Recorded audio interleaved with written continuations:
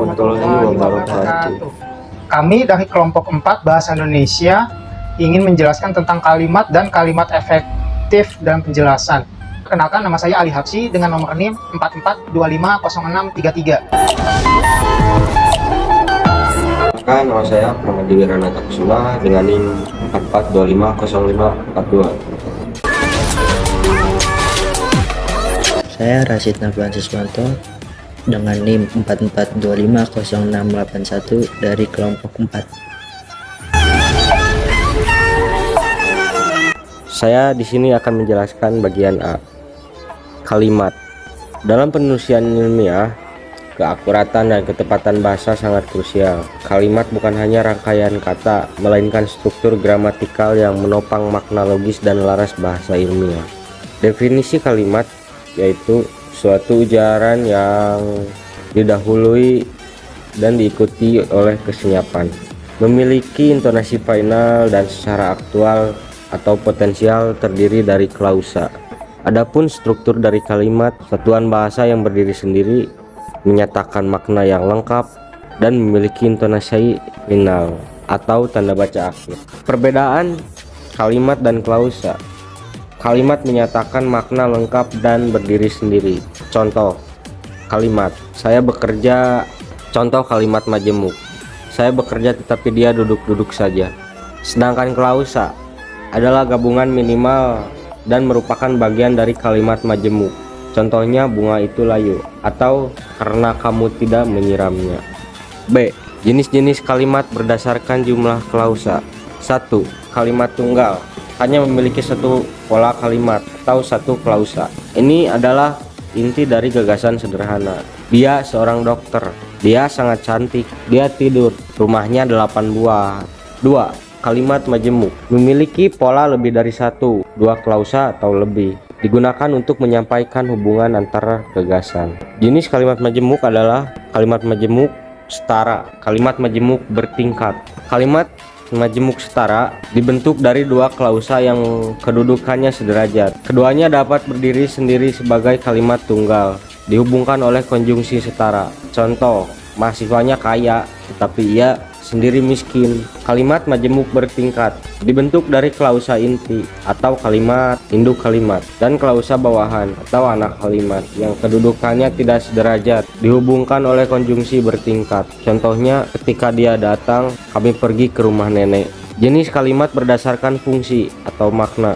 Kalimat berfungsi sebagai alat komunikasi untuk menyampaikan berbagai maksud, baik pemberitaan, pertanyaan, maupun perintah. Contohnya kalimat berita, menyampaikan informasi atau pemberitaan diakhiri dengan tanda titik. Contohnya, perayaan HUT RI ke-65 berlangsung meriah. Nah, kalimat tanya bertujuan untuk bertanya, membutuhkan jawaban, diakhiri dengan tanda tanya. Cirinya, intonasi naik, menggunakan kata tanya atau partikel. Kah?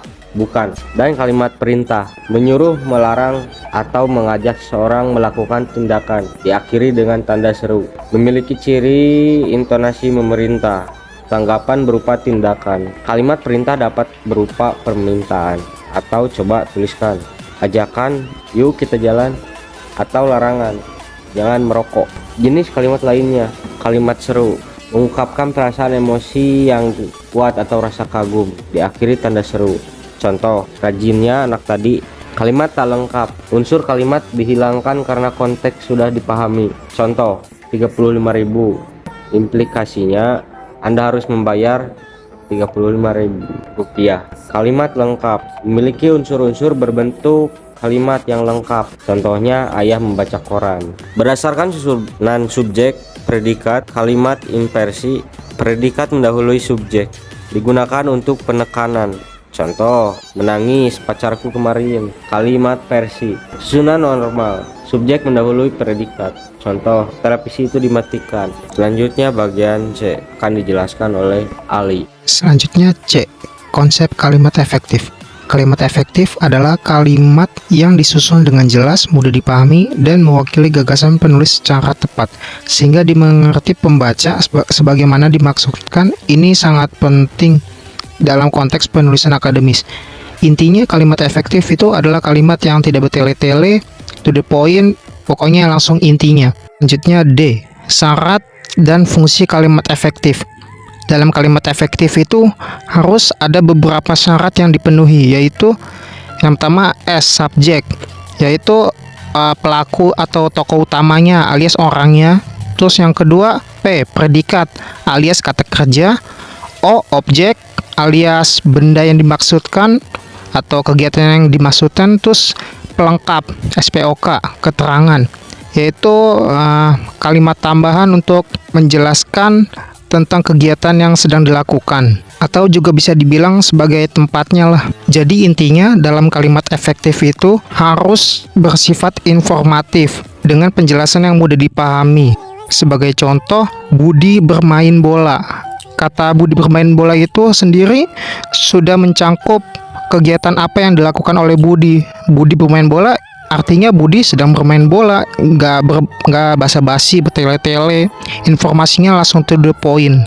Selanjutnya bagian yang E, kepaduan atau koherensi dalam kalimat efektif. Kepaduan adalah hubungan timbal balik yang logis dan benar antara kata, frasa, dan antar fungsi sintaksis, subjek, predikat, objek, pelengkap, serta keterangan dalam suatu kalimat. Menghindari kalimat tidak koheren. Kalimat yang tidak padu atau inkohersif sering terjadi karena susunan kata yang rancu atau pemakaian kata tugas atau kata preposisi yang tidak tepat yang dapat mengganggu makna gramatikal. Contohnya yaitu tidak koherensif karena susunan rancu. Setiap hari dia pulang pergi Bogor Jakarta. Seharusnya kata itu lebih baik menjadi setiap hari dia pergi pulang Bogor Jakarta. Yang kedua, tidak koherensif karena preposisi berlebihan. Kami telah membicarakan tentang hal itu. Seharusnya perbaikan kata koherensi yang benar adalah kami telah membicarakan hal itu. Yang ketiga, tidak koherensif karena rancu fungsi.